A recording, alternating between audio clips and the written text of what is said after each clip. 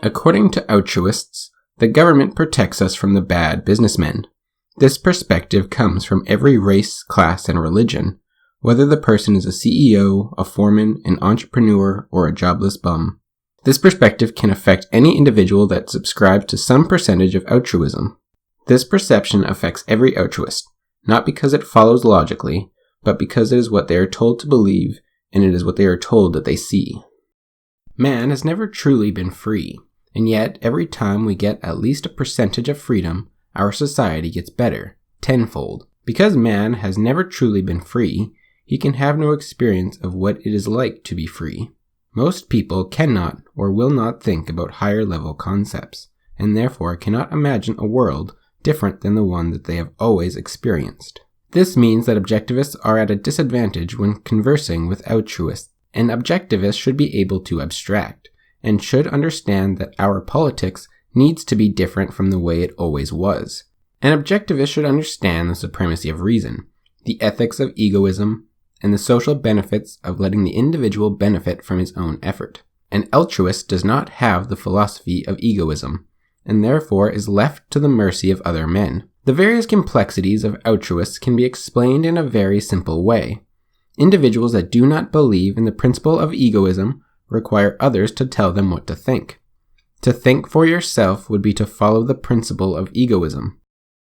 The principle of egoism is that man is the proper beneficiary of his own action, meaning that all acts of self-sustenance are proper.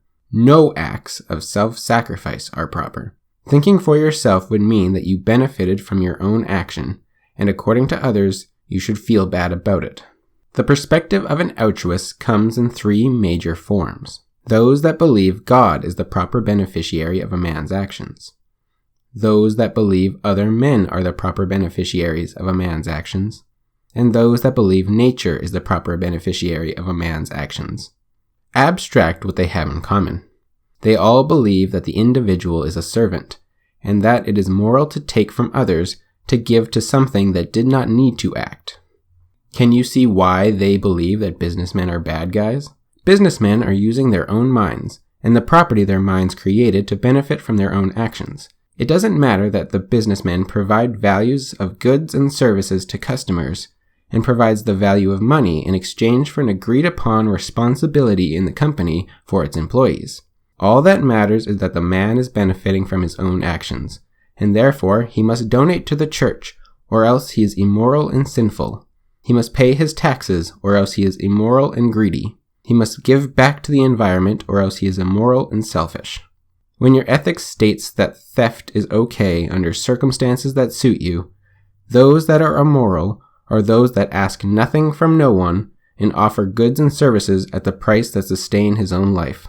Man has never truly been free because those that hold the altruist perspective have forced those with the authority of force to step on those bad businessmen that benefit from their own minds since the dawn of envy. There is a constant battle between the products of egoism and the destruction of altruism. Egoism is the proper philosophy of an individual rational animal. Without it, we would all die. Altruism, therefore, cannot destroy egoism without killing everyone.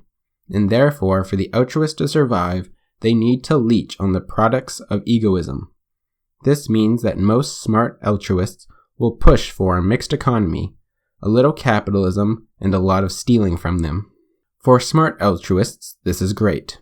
You use a little egoism to benefit from your own thinking about methods of robbing egoists, while doing it indirect enough to blame it on the businesses that you control. The perspective of altruists is that the government protects us from the businesses that want to sell us goods. According to the altruists, without government regulations, businesses would exploit us and kill us. Let's jump into this altruist fever dream and imagine their perspective of a free market. I remember the day clearly. It was one of those things I don't think anyone could forget. I first heard it on CNN.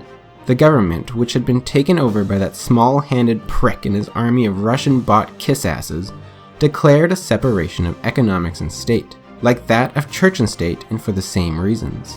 The next few years were a complete nightmare. The oil companies cancelled all of their planned repairs for the next 10 years, some of which were leaking when the bill was passed. There was 2,000 square acres of oil spilled across the country's land, lakes, and ocean fronts within the first 24 hours. They had absolutely no reason to stop the oil from leaving their pipes without those regulations. The lumber companies canceled all of their orders for seeds and planting operations for the next 15 years. They tripled the rate at which they were chopping trees down. They bought the majority of the national parks. 45% of the Yellowstone forest was removed after a year. 68% of the California forests were gone by a year and a half. It's estimated that there will not be any more trees in 4 more years.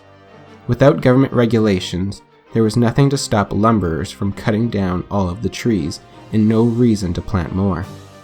It wasn't safe to eat in a restaurant after they removed regulations. At least one person at your table would be guaranteed to get sick. They started buying dog food that they bought cheap at the flea market that morning, because without regulations, there was no reason for chefs to cook their specialties with good products. After a few years without regulations, Sesame Street had topless women teaching the alphabet. The rest of the television was the same. Without regulations, there was no reason for directors and screenwriters to write any meaningful plots. Movies and TV shows were nothing but snuff films and porn after a few months. This applied to the airways too. You couldn't go 10 minutes of America's Top 40 without Ryan Seacrest describing his disgusting sex acts. Car companies stopped putting airbags in their cars. They stopped inspecting brakes before selling them. They just started selling more and more spontaneously exploding cars, somehow. Without regulations, cars just became death boxes. Tobacco companies started filling the majority of their cigarettes with tar. By the end of the year, 90% of a cigarette was poison. Most of their customers died that year. A new company was allowed to start its business when the regulations removed Big Tobacco's monopoly and started making natural cigarettes that didn't contain what the old stuff did. But without antitrust regulation laws, there was nothing stopping the new company from selling itself to the big companies, and soon, they started killing their customers too. Without regulations, none of the businesses had a reason to keep their customers alive, and it came to a point where the people had to make a choice. Risk your life dealing with the businesses, or take up your own farm and provide for yourself. I remember when I used what I earned in tips waiting tables for a restaurant that poisoned most of its customers. I used it to buy a farm of my own. I started a little co-op with my neighbors where we democratically invented our own regulations. After those tough years dealing with businesses that had no incentive to benefit others, and the tough years of sustaining ourselves individually, when all we had was the benefits of our own actions, we were finally able to breathe. The co-op allowed each of us to provide something the others didn't have the time or experience to produce. And we knew, as long as we had the regulations that forced a co-op owner to inspect every plant on our farms, that we would be safe from ourselves.